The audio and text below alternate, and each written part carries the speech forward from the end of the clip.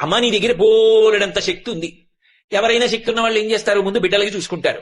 పెద్ద కొడుకు విఘ్నేశ్వరుడికి ఏమైనా చేద్దామంటే ఏం చెయ్యాలి, ఆయనే పరమశక్తివంతుడు, ఇంకా నువ్వు ఆయనకేం చెయ్యక్కర్లా. ఇక రెండో వాడు సుబ్రహ్మణ్యుడు మహాజ్ఞాని, ఆయనకేమీ చెయ్యక్కర్లా. మీ ఆయన మహానుభావు, అమ్ముడిని కలిచేశాడు, ఇంకా ఆయన వివాహం ఎందుకు చేసుకుంటాడు. కానీ అలాంటి వాణ్ణి తపస్సు చేసి ఓంచి మెళ్ళో తాళి కట్టించుకున్నావు, నీది కదా గొప్పతనం. కాబట్టి నువ్వు శంకరుడికి ఏం చేస్తావు నీ శక్తితో, ఏమీ చెయ్యక్కర్లా, ఆయన మహానుభావుడు. మరి నీ శక్తి అంతా ఏం చేస్తావు, పెద్ద కొడుక్కి నువ్వేం చెయ్యక్కర్లా, రెండో వాడికి చెయ్యక్కర్లా, మీ ఆయనకి చెయ్యక్కర్లా, మీ శక్తిని అంతటిని ఏం చేస్తావు అంటే నన్ను వచ్చి అడగక్క. ఎవడైనా వచ్చి ఆవిడ దగ్గర ఇలా వంగితే చాలట, అప్ప ఒక్కడ దొరికాడు రాని ఇవ్వడానికని ఇచ్చేస్తుంది.